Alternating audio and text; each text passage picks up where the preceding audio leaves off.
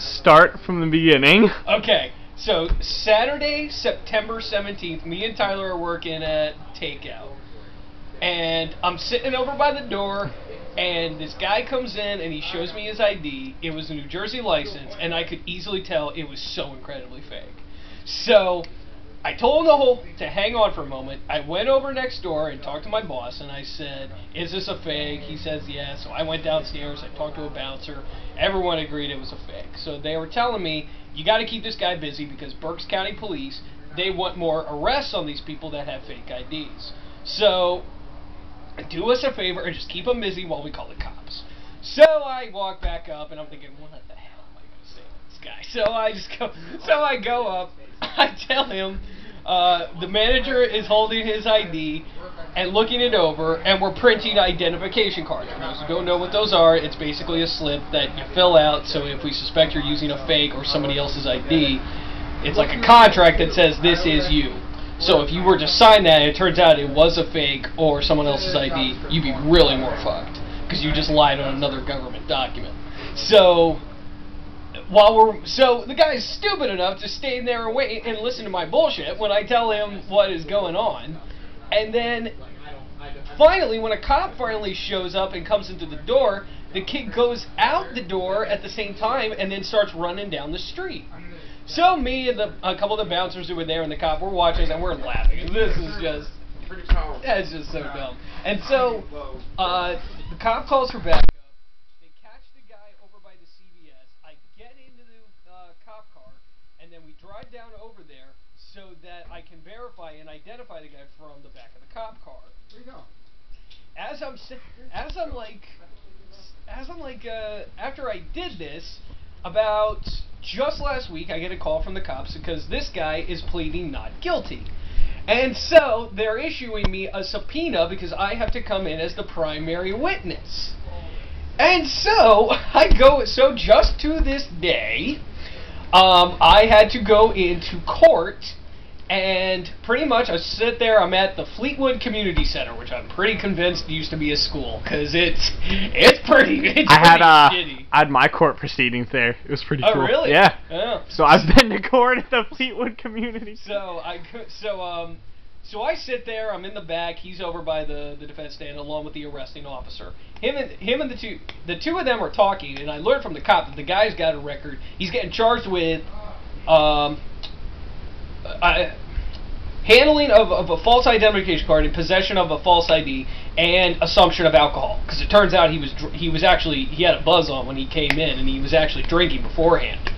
And why didn't you just keep drinking there? Yeah, I know, really. So then I forgot to tell you this. This is his grand philosophy for this whole thing, which is always plead not guilty. That is exactly what he said. It's like, always plead not guilty. Sir, we have video evidence that you stabbed this girl. We even have a photo of you actually doing it. How do you plead? Not guilty? It's like, come on. So the judge came in. She was very nice. And then what they did was... Very nice or very nice? No. She was old enough to be my mom. Okay. Could be my mom. I'm not even going to think about that. That doesn't mean she can't be. I'm not even going to think about that. Alright, let's continue. We digress. Anyway, so they called me up to the witness stand, and I gave my testimony pretty much up to that part where he ran out from the building.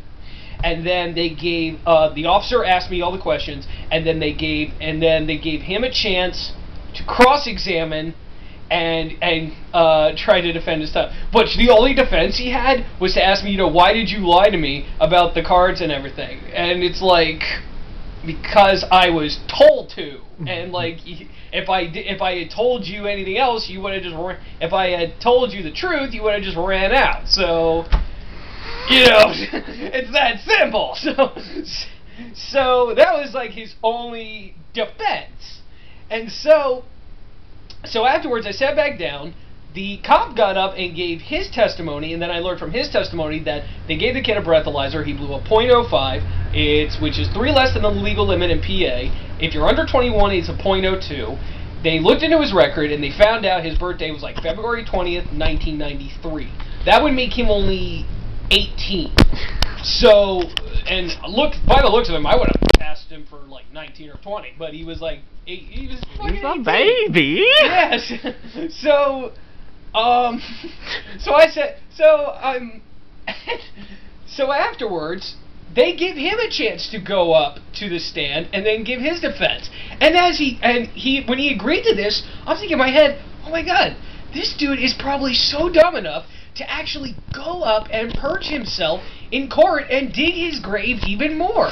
So, but he didn't do it. In fact, he didn't even really give a testimony or anything. He just went up just to ask the question, like, to kind of say, like, try to say his intention was not in to go buy beer, which he should have said to me when he did the cross-examination of my testimony. Because then, which obviously my defense would have been, well, if you weren't in to buy beer, then why'd you give me a fake? Because if you were just in saying that you were just in to buy a Red Bull or you were in to place a food order, I would have let you go without even really looking at your ID. I wouldn't have given a shit. But also, if I'm not mistaken, by the time he was there, Shorty's was on in full. Shorty's would have been on. So Shorty's the kitchen would have been closed by then. Shorty's opens at 5. The kitchen around that time, the kitchen would have been closed. But if he had come in for a food order, we would have told him. I came in at 8. Because he came in around 10:30, so the kitchen would have been closed. Yeah. But if he had come in asking for a food order, we would have just told him, "Hey, sorry, we can. The kitchen's closed." But if that was his only intention, I wouldn't even really given him. I really wouldn't have given him shit. But he gave me a false ID, therefore he was there to buy beer. I had to. Yeah, it was clear he was there to buy beer, and I had to turn him away. And I couldn't really. The cop said he was intoxicated. Well, he didn't really look intoxicated. He probably had a good buzz on him. Believe me, in my line of work, I've seen a lot worse, so I wouldn't even really called him intoxicated.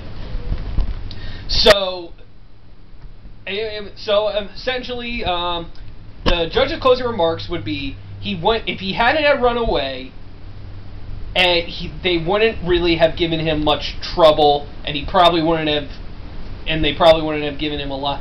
They probably would have gotten a lesser fine than he did. They charged him $300 for both charges, and they also had to charge him for the court costs, which was a little over. It was like $138 plus $95 for the warrant, because apparently, I guess he had like I don't think it was a warrant out for his arrest for like a previous charge. I think what it was like he was on parole or whatever because he was up for this court case, and because he didn't check in with the cop, they had to send an officer to go escort him to the courthouse.